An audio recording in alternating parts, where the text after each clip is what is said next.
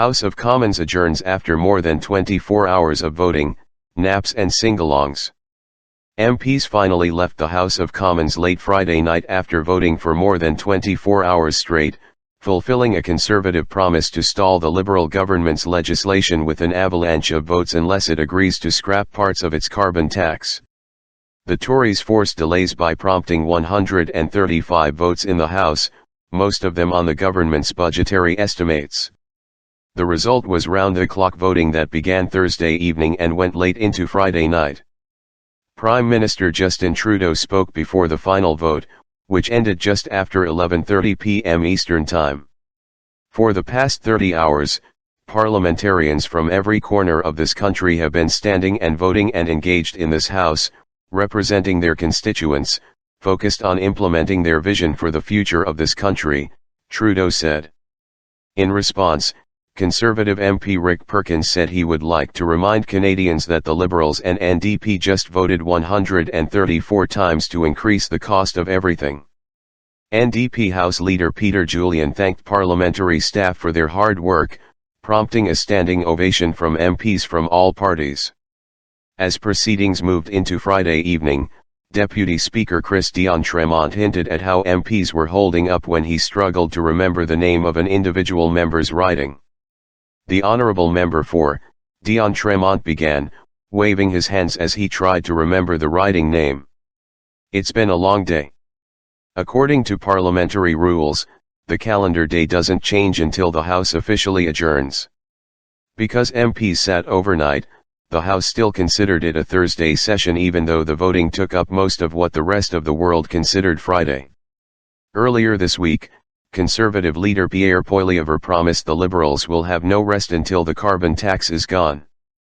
But as voting kicked off Thursday, the Liberals and NDP criticized Poilievre for ducking out of the House that evening to attend a fundraiser in Quebec.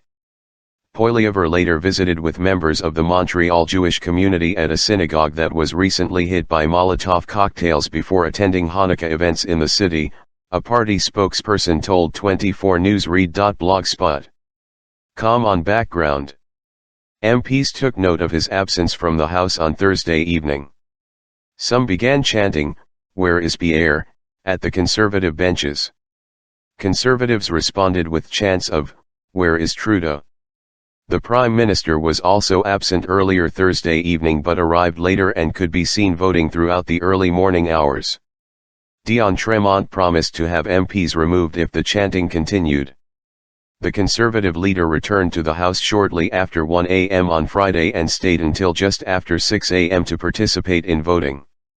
While away from the House, he appeared to have participated in votes virtually. In a speech to his caucus that was posted on X, formerly known as Twitter, Poilievre acknowledged the marathon vote was challenging. "I want to thank all of you for the energy that you're putting in," he said early Friday. "I know this is not easy. It's extra time away from family, it's hard on your health, but we have to make a point. We said we would fight to axe the tax. Fast food and occasional naps." The House smelled of fast food as voting stretched from Thursday into Friday. Health Minister Mark Holland showed up to vote in a loud green jacket he said he was wearing to mark the Christmas season. As voting continued into Friday afternoon, some MPs began wearing more comfortable clothing, including sweaters, jeans, and t-shirts. The chamber was filled with yawns and a number of ministers were seen reading books, while Trudeau was spotted playing a game on his iPad between votes. A rendition of John Denver's Country Roads could be heard from the government lobby on Friday evening. At one point, International Trade Minister Mary Ng had to be woken up to cast her vote after she nodded off in the chamber. Procurement Minister Jean-Yves Duclos, who sits beside Ng and was distracted by his tablet, also had to be tapped to ensure he cast his vote.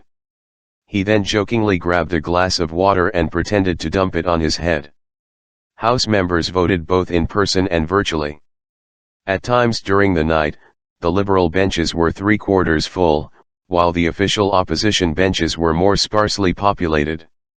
Votes to approve government spending are confidence votes. If they don't pass, the government falls. All of the votes were won by the government side of the House by large margins throughout the night and into the morning, with the Bloc and NDP siding with the Liberals. The Conservatives voted against every government estimate, one of which drew criticism from the Ukrainian-Canadian Congress, UCC. The spending estimates for the Department of National Defense include funding for Operation Unifier, an armed forces training mission for Ukrainian soldiers. The Conservatives voted against approving that estimate. Canada's support for Ukraine should be unanimous and beyond political games, UCC National President Alexandra Shiksich said in a statement. At 8:39 a.m. on Friday, Speaker Greg Fergus told the House that about half of the 135 votes had been dealt with, an announcement that was met with tired cheers and applause from the government benches. Shortly after that announcement, NDP MP Daniel Blakey stood up in the House to say, according to his math, the remaining votes will not force the House to sit until Christmas. Are there some other votes that we're not aware of that the leader of the Conservative Party is, or did he mislead Canadians, he said, referring to Poilievre's promise to keep MPs voting throughout the Christmas season. Conservative House leader Andrew Scheer spoke to reporters just before 11 a.m. He said his party has successfully killed a day of government business and Conservative MPs are going to keep doing this until Trudeau listens to Canadians and axes the tax. House leaders speak after long night. The purpose of this is to do everything we can to hold up Justin Trudeau's destructive agenda. And if he wants to get out of Ottawa, to get out of town early, he's going to have to listen to us and take the tax off, he added.